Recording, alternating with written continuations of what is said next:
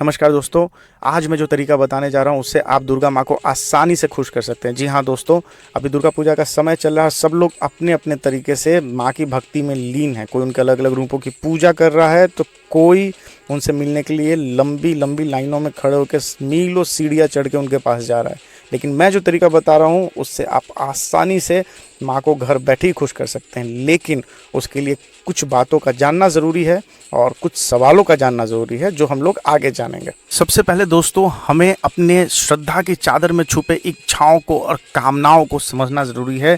क्योंकि देखिए, मुफ्त में तो हम लोग 2 रुपये का लेमन जूस भी किसी को नहीं खिलाते, लेकिन श्रद्धा के नाम पे हम लोग हज़ारों खर्च करते हैं, आरती की थाली सजाते हैं, नंगे पाँव मंदिर की दौड़ लगाते हैं।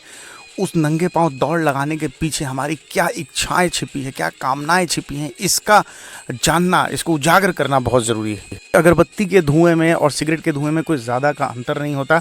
न ही चावल और चंदन छिड़कने से कोई देवी देवता खुश होते हैं, लेकिन हमारे अंदर का दानव जरूर प्रबल होता है।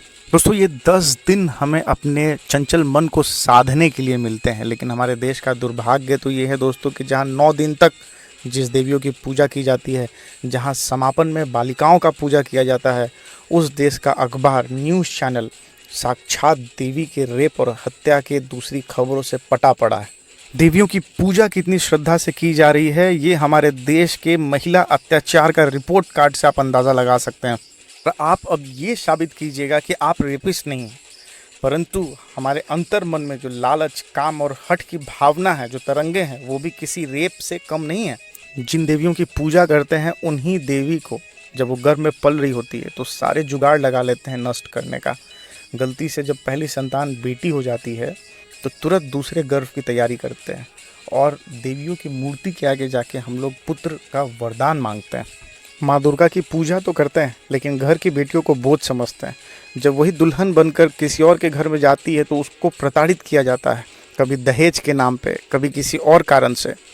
हमारे अंदर का महिषासुर इतना प्रबल है कि इंसान तो इंसान, हमने गर्भवती जानवर को भी चैन से नहीं छोड़ा है। जिस देवी की 10 दिन तक हम पूजा करते हैं, 11वें दिन उसी देवी की मूर्ति का विसर्जन हम लोग भद्दे गीत बजा कर करते हैं। ये जो 10 दिन का समय है ना दोस्तों, ये सिर्फ आरती करने का नहीं, आत्म मंथन करने का भी समय है। अपने अंदर के महिषासुर और रावण रूपी इच्छाओं को पहचानने का समय है। नहीं तो ये माँ की मूर्ति और पंडाल इस टेक्नोलॉजी के ज़माने में सिर्फ सेल्फी पॉइंट या प्रोफाइल पिक्चर तक ही सीमित रह जाएंगे। तो आइए दोस्तों, इसी हवन कुंड में अपने महिषासुर रूपी, अपने रावण रूपी कामनाओं को, इच्छाओं को स्वाहा बोलकर नष्ट करें। ये समय सिर्फ हवन के धुएं को फैलाने का नहीं है, ये समय है अपने विकृत विचारों को उन्हीं हवन कुंड में आहुति देने का। जिस दिन दोस्तों हमने अपने विकृत विचारों से छुटकारा पा लिया, माँ ज़रूर खुश होंगी आपसे। और इसी के साथ विदा लेता हूँ। हैप्पी दशहरा, जय माता दी।